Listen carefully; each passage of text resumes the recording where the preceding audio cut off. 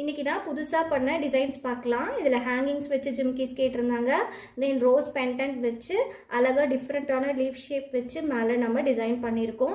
இந்த ஒயிட்டுக்கும் கோல்டுக்கும் செம லுக்காக இருக்குது பாருங்கள்.